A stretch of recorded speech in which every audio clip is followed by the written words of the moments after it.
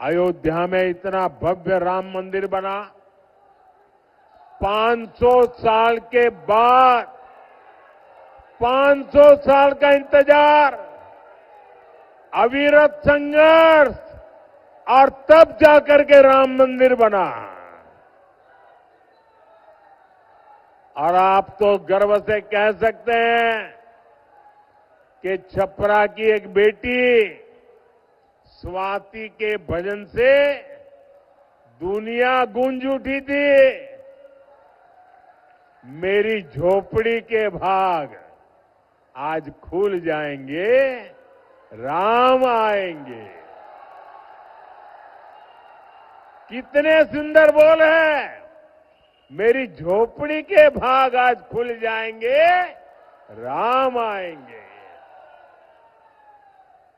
और प्रभु श्री राम के दर्शन के लिए लाखों लाख लोग अयोध्या चल पड़े। लेकिन साथियों, आरजेडी कांग्रेस के नेताओं को राम मंदिर के निर्माण से भी परेशानी है।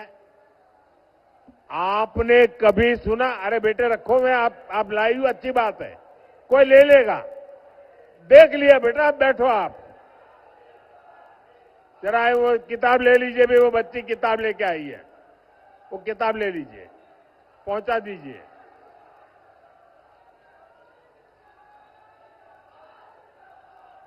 थैंक यू बेटा, थैंक यू।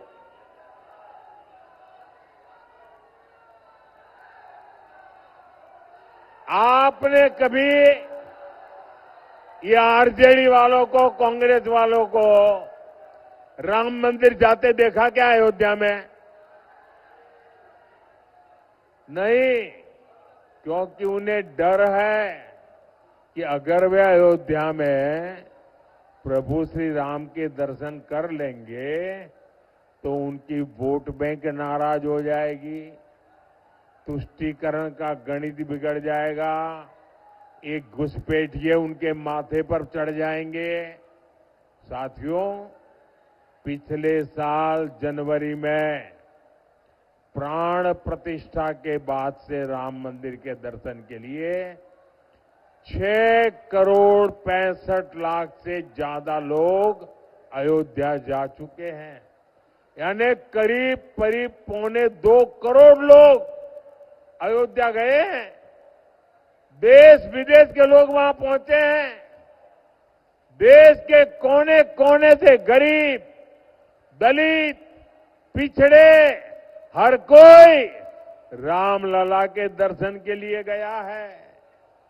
और अब तो जब रामलला के दर्शन के लिए जाते हैं ना, तो निषाद राज के दर्शन होते हैं, वाल्मीकि जी के दर्शन होते हैं, सबरी माता के दर्शन होते हैं। लेकिन भाइयों और बहनों, आरजेडी कांग्रेस के इन लोगों को विदेश में घूमने की फुर्सत है, लेकिन 500 साल के इंतजार के बाद जो भव्य मंदिर बना, उसे देखने की इनकी इच्छा नहीं होती है। जो लोग आपकी आस्था का सम्मान नहीं कर सकते, वो कभी भी यहां आस्था के स्थलों का विकास नहीं कर सकते। और आप लोगों ने कल ही देखा है कैसे आरजेडी कांग्रेस ने छठी मैया का भी अपमान किया गया है।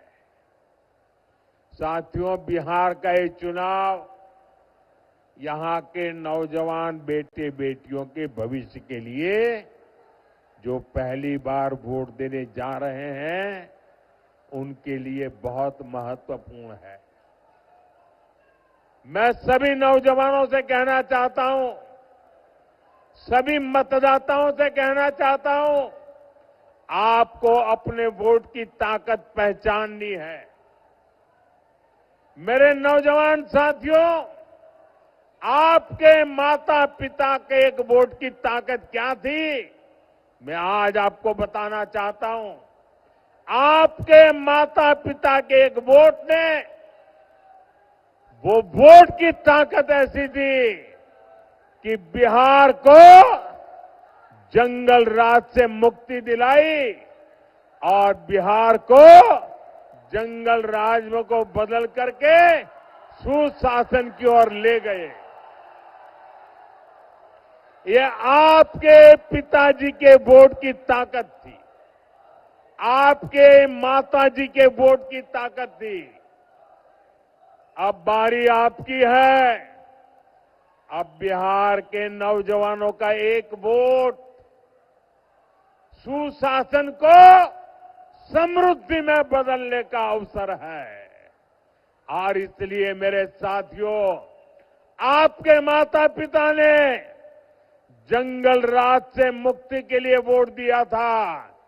नौजवानों ने अब सुशासन से आके निकल करके समृद्धि के लिए वोट करना है, विकसित बिहार के लिए वोट करना है। साथियों, बिहार में शायद ही कोई ऐसा परिवार होगा जिसकी आंखों में जंगल राज की कोई न कोई भयावह तस्वीर ना छपी हो। जंगल राज के सबसे बड़े शिकार